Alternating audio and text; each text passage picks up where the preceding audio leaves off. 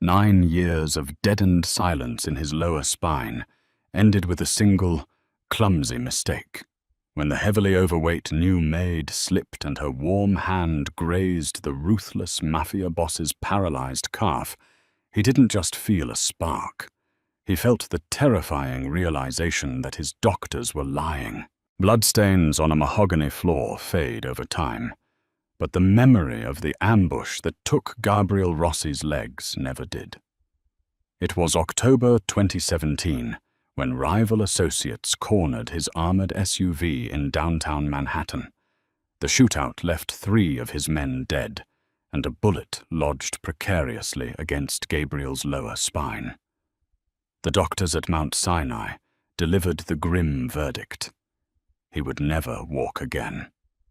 For 9 years, the head of the Rossi crime family ruled his empire from a custom-built, mechanized wheelchair.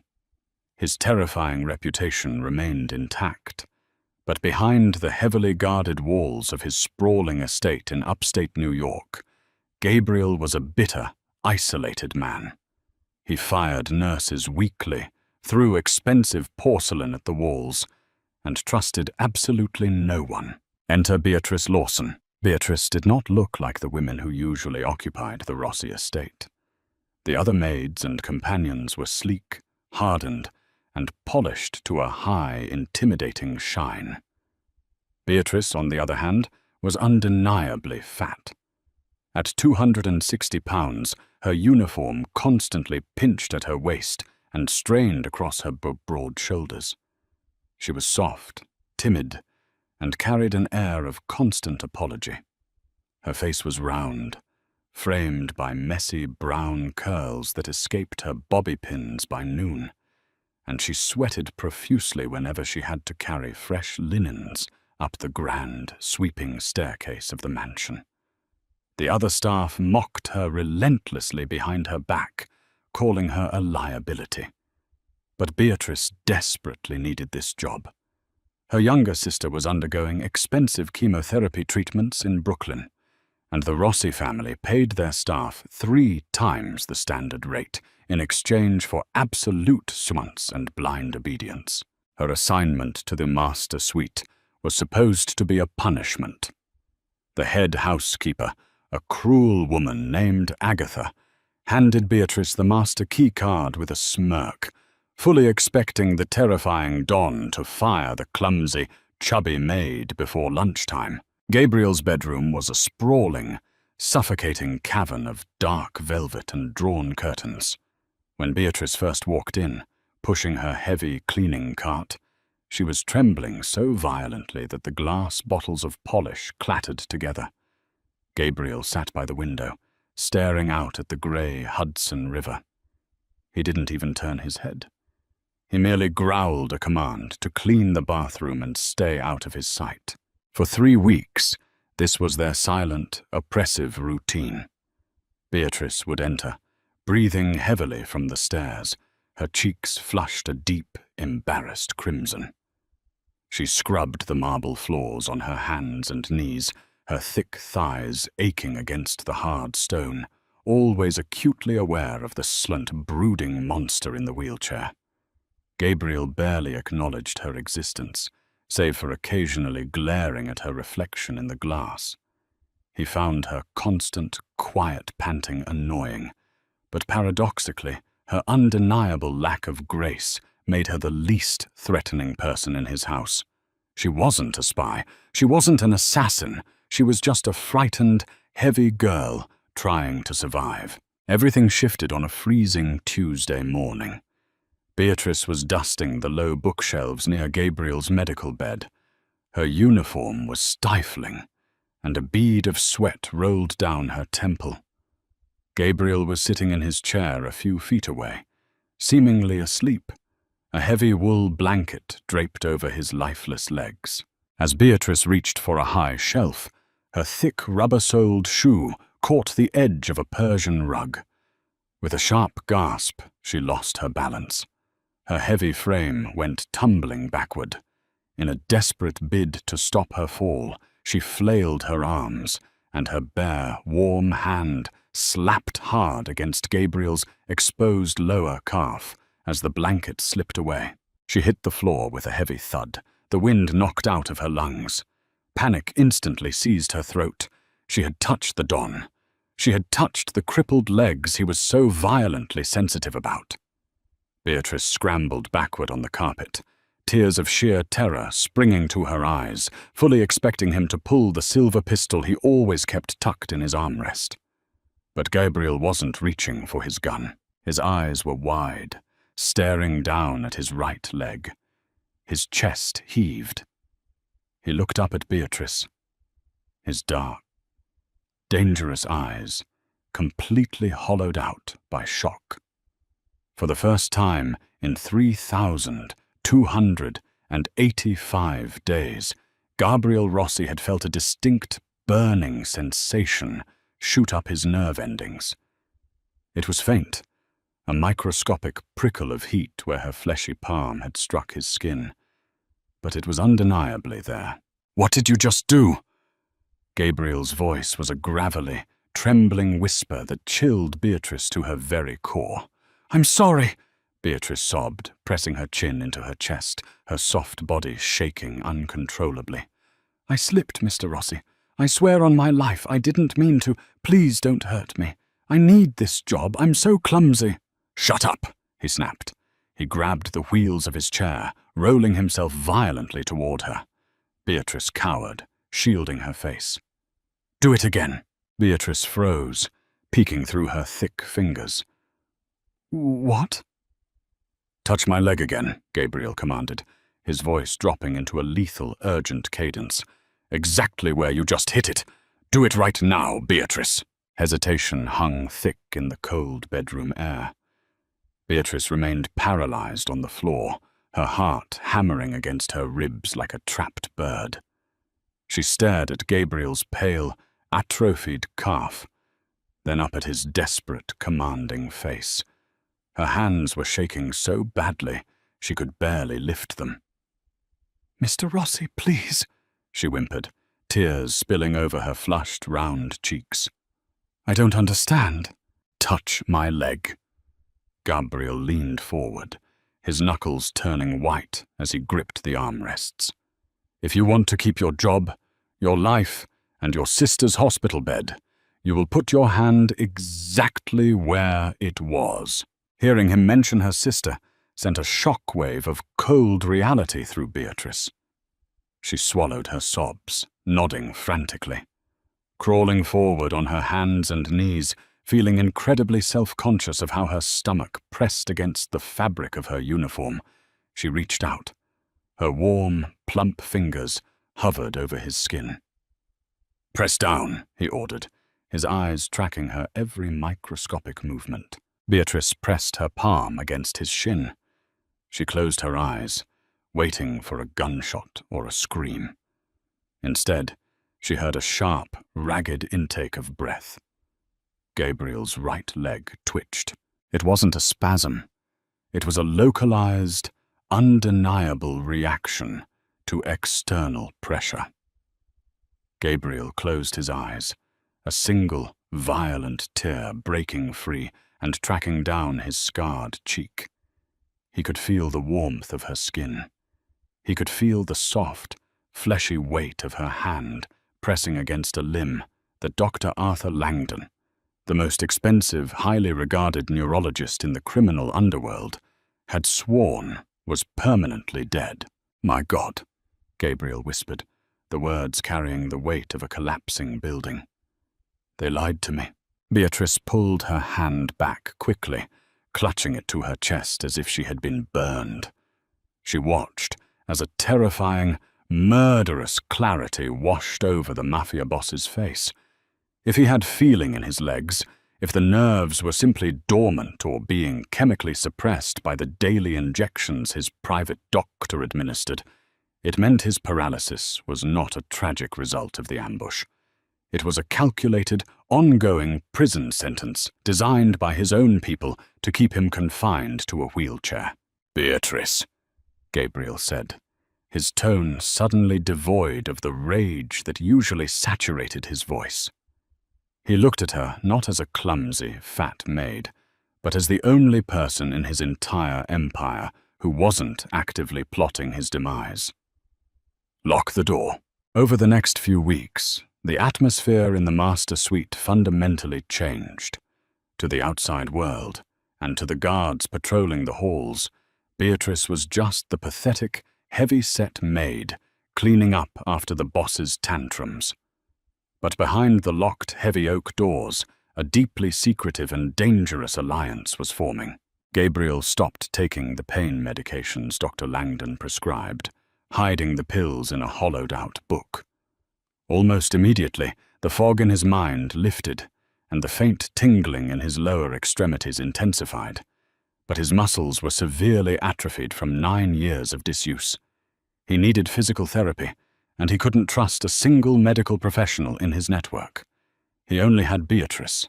Their secret sessions became a daily ritual. Beatrice would smuggle in deep tissue massage oils under her baggy uniform. Gabriel would lie on his back, sweating and gritting his teeth in agony, while Beatrice used her strong, capable hands to aggressively knead the deadened muscles of his thighs and calves. At first, she was terrified of hurting him, her touch too gentle, her apologies constant. But Gabriel pushed her. "Harder, Bea," he would grit out, his hands gripping the bedsheets. "Don't treat me like glass." As the days turned into weeks, the physical proximity between them birthed a strange, unspoken intimacy. Beatrice was hyper-aware of her size, often trying to make herself smaller when she sat on the edge of his bed. She hated the way her thighs spread out, hated the sweat that gathered on her brow from the physical exertion of moving his heavy limbs. But Gabriel never looked at her with the disgust she expected. In fact, Gabriel found himself fixated on her. He watched the deep concentration on her face, the gentle, nurturing way she spoke to him when the pain became too much. He noticed the surprising strength in her thick arms, and the comforting maternal warmth she radiated. In a world comprised of sharp edges, hollow loyalties, and starving, hollow-cheeked women who only wanted his money, Beatrice's softness became an intoxicating anchor. One afternoon, while Beatrice was stretching his right foot, a sharp cramp seized Gabriel's calf. He cursed loudly. Beatrice immediately dropped the oil, shifting her weight onto the bed and pressing her warm, heavy chest against his shin, using her body weight to force the muscle to lengthen. Gabriel stared at her flushed face, just inches from his knees. "Why do you hide yourself in those oversized clothes, Bea?" he asked quietly, the question slipping out before he could stop it. Beatrice froze. She slowly lowered his leg, her face burning. "I don't want to offend anyone, sir. I know I'm an eyesore." Gabriel reached out, his strong, calloused fingers catching her wrist before she could retreat. "Who told you that?" "Everyone," she whispered, looking down at her lap. "They are blind fools," Gabriel said, his voice a low, vibrating rumble that sent a shiver down her spine. "You are the most real thing in this entire house." Before Beatrice could process the heavy, loaded meaning behind his words, a loud, aggressive pounding echoed on the bedroom door. It was Leonardo Russo, Gabriel's fiercely ambitious underboss. "Boss," Leonardo's muffled voice barked from the hallway, "Dr. Langdon is here for your weekly nerve block injection. Open up." Gabriel's eyes darkened into black pits of pure malice. The nerve block. The very thing keeping him crippled. He looked at Beatrice, his grip on her wrist tightening into a silent promise of war. The time for hiding was ending. The time for vengeance was about to begin. Panic, sharp and metallic, tasted like copper in Beatrice's mouth. She scrambled off the bed, hastily pulling down the hem of her oversized uniform to cover her thick thighs, her heart pounding against her ribs. Gabriel, however, remained chillingly calm. He grabbed the small glass bottle of massage oil, shoved it under his thick mattress, and nodded toward the door. "Let them in," Gabriel commanded softly, masking the fiery vengeance burning in his dark eyes behind a veil of weary resignation. "Act completely normal. Keep your head down, and do not look at Russo." Beatrice wiped her sweaty palms on her apron, took a deep breath that strained the buttons of her collar, and unlocked the heavy oak doors. Leonardo Russo strode in immediately, his expensive Italian suit smelling sharply of cigar smoke and arrogant confidence. Behind him trailed Dr. Arthur Langdon, a thin, nervous man clutching a black leather medical bag. "Took you long enough, Beatrice," Leonardo sneered, looking her up and down with blatant disgust. "Go fetch some fresh ice. The boss looks like he's running a fever." "Yes, Mr. Russo," Beatrice mumbled, her chins dipping to her chest as she quickly shuffled toward the corner ice bucket, making herself as invisible as possible. She hated the way Leonardo looked at her, like she was a repulsive, pathetic creature occupying space she didn't deserve. But right now, being underestimated was her greatest weapon. "Arthur," Gabriel rasped, playing the part of the broken, helpless invalid to perfection. He let his head loll against the back of his mechanized wheelchair. "Make it quick today. My spine is killing me." "Of course, Don Rossi," Dr. Langdon replied, his voice trembling slightly as he opened his bag and prepared the syringe. It was a clear, viscous liquid, the nerve block, the poison keeping the king chained to his throne. From her corner, Beatrice watched in silent horror. She gripped the silver ice tongs so hard her knuckles ached. Dr. Langdon approached with the needle. Gabriel subtly shifted his weight. As the doctor bent down, aiming for the scarred tissue near Gabriel's lower lumbar, Gabriel feigned a sudden, violent muscle spasm in his upper back. His elbow jerked outward, knocking the syringe directly out of Dr. Langdon's hand. The needle shattered on the marble floor, the clear liquid pooling into the grout. "Damn it, Arthur!" Leonardo barked, slapping the back of the doctor's head. "That was the last vial we brought from the clinic." "My apologies, Leo," Gabriel sighed tiredly, rubbing his temples. "The tremors have been bad today." I can have more sent up from Manhattan by tomorrow morning," Dr. Langdon stammered, terrified of Leonardo's wrath. "Forget it. Do it tomorrow," Leonardo growled. He turned his predatory gaze to Gabriel. "Rest up, boss. You need your strength. The annual syndicate meeting is next Friday at the St. Regis, New York. All the major families are expecting you to dial in on the monitors, as usual." "I will be ready," Gabriel lied, his voice a low, gravelly promise. Once the men left, locking the doors behind them, the suffocating tension in the room snapped. Beatrice rushed to Gabriel's side, falling to her knees by his wheelchair. "That was too close," she whispered, her chest heaving. "They're going to kill you, Gabriel."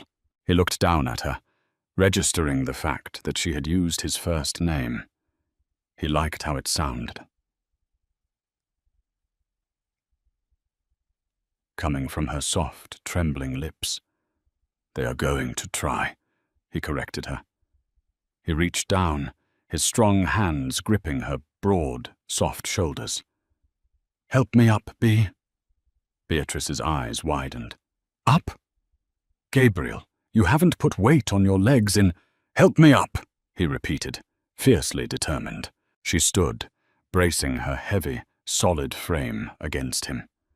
She wrapped her thick arms around his waist, deeply conscious of her own softness pressing against his hardened torso. Gabriel placed his hands on the armrests and pushed. His facial muscles bunched in absolute agony. For a terrifying second, his knees buckled, but Beatrice held fast, planting her wide feet and using every ounce of her 260 pounds to anchor him. Slowly, shakily, Gabriel Rossi stood. He towered over her, trembling violently, sweat pouring down his face. But he was standing. He looked down at Beatrice, who was crying silent tears of awe, supporting his weight with a fierce protective strength he had never experienced from a woman before. "You are my foundation, Beatrice," he whispered breathlessly, pressing his forehead against hers. "They look at you and see weakness. I look at you and see the only reason I am alive." Over the next week, the master suite became a secret boot camp. Gabriel's recovery was brutal and agonizing, but driven by pure, unadulterated hatred for Leonardo, his progress was terrifyingly fast. Beatrice was his constant shadow, his physical therapist, and increasingly, his lifeline. Late at night, when the pain kept him awake, she would read to him, her soothing voice calming the monster inside him. He began demanding she sit on the bed next to him, tracing the soft curves of her waist and hips, outright forbidding her from uttering another negative word about her weight. But their fragile bubble violently popped 3 days before the St. Regis meeting. Beatrice was in the downstairs laundry room, sorting Gabriel's linens, when she heard muffled voices behind the ventilation shaft. It was Leonardo and the head housekeeper, Agatha. "The paperwork is finalized," Leonardo was saying, his voice echoing through the metal vent. "At the St. Regis on Friday, I declare Gabriel mentally and physically unfit per Mafia Commission rules. Langdon signed the medical certificates. I take the seat as the new Don." "And the fat maid?" Agatha asked cruelly. "Dispose of her," Leonardo replied coldly. "She spends too much time in his room. Take her out back tonight. Make it look like she tripped and fell into the quarry." Beatrice's blood turned to ice. She dropped the heavy laundry basket and bolted for the service stairs, desperate to reach Gabriel. But as she rounded the corner into the darkened kitchen, a heavy, gloved hand clamped over her mouth. A sharp, stinging pain bit into her neck, and the world dissolved into blackness. Blood pounded fiercely in Gabriel's temples as he stared at the empty, perfectly made bed. It was Thursday morning, 24 hours before the syndicate gathering. Beatrice had never missed a morning shift. He checked the hollowed-out book where they hid the massage oils. It hadn't been touched. A cold, venomous dread pooled in his stomach. When Agatha entered the room carrying a breakfast tray, completely devoid of Beatrice's usual heavy, panting presence, Gabriel knew. "Where is Beatrice?" he asked, his voice dead flat, staring out the window from his wheelchair. "Oh, the clumsy girl quit in the middle of the night, Mr. Rossi," Agatha lied smoothly, setting the silver tray down. "Said the work was too hard on her joints. We've already contacted an agency for a replacement." Gabriel did not blink. He did not scream. He simply analyzed the chessboard. Leonardo had made his move. If they had killed Beatrice, they wouldn't have bothered lying about her quitting. They would have orchestrated an accident. She was alive, being held as collateral to ensure Gabriel didn't do anything unpredictable before the transition of power. They underestimated her, and they have entirely forgotten who I am. Friday evening arrived in a shroud of freezing rain. The heavily guarded ballroom at the St. Regis, New York, was packed with the most dangerous men on the eastern seaboard. Cigars glowed in the dim golden light as the heads of the 5 families took their seats around a massive mahogany table. Leonardo Russo stood at the head, wearing a triumphant, arrogant smirk. He tapped a silver spoon against his crystal glass, calling the room to order. "Gentlemen," Leonardo announced, his voice echoing over the quiet murmurs. "For 9 years, we have honored Don Gabriel Rossi. But a crippled king cannot defend his borders. I have here verified medical documents from Dr. Arthur Langdon, confirming Gabriel's deteriorating mental state and permanent physical paralysis. Under Commission Rule 7, I am stepping up to claim the seat. Murmurs of agreement rippled through the ruthless crowd. Power abhorred a vacuum, and Gabriel had been out of the public eye for too long. "Does anyone object?" Leonardo asked, raising his hands, savoring his victory. "I object." The deep, booming voice didn't come from a speaker system. It came from the grand double doors at the back of the ballroom. The heavy mahogany doors flew open, crashing against the walls. The entire room went dead silent. Cigars dropped onto expensive silk ties. Leonardo Russo's face drained of all color, his jaw slacking in absolute, unadulterated horror. Gabriel Rossi was not in a wheelchair. He was standing, dressed in a pristine charcoal black tailored suit.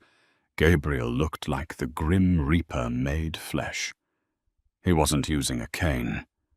He wasn't leaning on anyone. His steps were slow, calculated, and carried the heavy, terrifying weight of absolute authority as he walked down the center aisle of the ballroom. "Gabriel," Leonardo stammered, backing away from the table, his knees practically giving out. This is impossible. Your spine—" "My spine is perfectly fine, Leo," Gabriel said, his voice cold enough to freeze the blood in Leonardo's veins. He stopped mere inches from his traitorous underboss. "Though I cannot say the same for yours." With lightning speed, Gabriel drew the heavy silver pistol from his shoulder holster and struck Leonardo across the jaw with the heavy grip. Leonardo collapsed to the floor in a heap of shattered teeth and blood.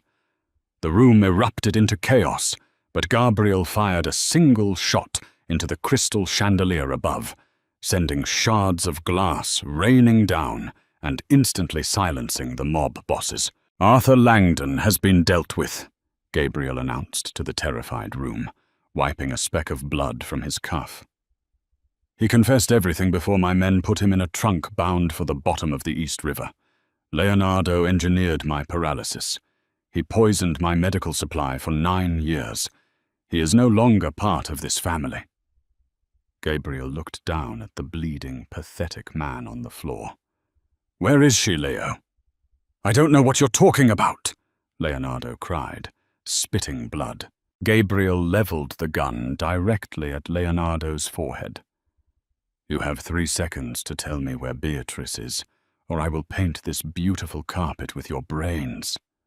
1, 2, "The basement at the Brooklyn warehouse," Leonardo screamed, sobbing now. "Near New York Presbyterian Hospital. She's locked in the basement." Gabriel didn't hesitate. He pulled the trigger, ending Leonardo's reign of betrayal instantly. The gunshot echoed through the silent ballroom. Gabriel holstered his weapon, adjusting his jacket. He looked at the stunned heads of the 5 families. "The meeting is adjourned," Gabriel stated coldly. "I have to go pick up my queen." An hour later, heavily armed men stormed the Brooklyn warehouse. Gabriel kicked the basement door open himself, refusing to let anyone else go first. In the corner of the damp, freezing room, Beatrice was tied to a chair. She was bruised, shivering, and her uniform was torn. But when she looked up and saw Gabriel, standing under his own power, bathed in the harsh light of the doorway, she let out a shattered, sobbing gasp of relief. Gabriel rushed forward, dropping to his knees on the concrete floor. He pulled a knife, slicing through the thick zip ties binding her wrists. The moment she was free, Beatrice threw her heavy, soft arms around his neck, burying her face into his expensive suit, weeping uncontrollably. "You came," she sobbed, holding on to him as if he were the only solid thing in the universe. "You walked to me. I would walk through hell for you, Beatrice," Gabriel swore, burying his face in her messy, sweat-dampened hair, wrapping his arms fiercely around her thick waist. He pulled back just enough to frame her tear-stained, round face in his large hands. "You saved my life. You gave me my legs back. No one will ever disrespect you again. From today until the day I die, you sit at my right hand. You sit." He kissed her, deeply and fiercely, pouring 9 years of kind passion and profound, unshakable gratitude into the embrace. Beatrice kissed him back, the clumsy, self-conscious maid dying in the darkness of that basement, reborn as the undisputed, fiercely protected reigning queen of the Rossi Empire. Did you see that epic takedown coming?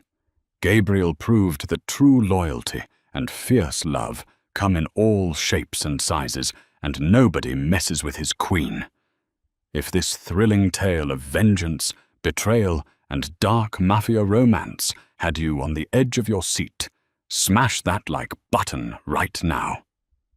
Share this video with your friends. Leave a comment with your favorite plot twist. And don't forget to subscribe for more intense, real-life drama stories.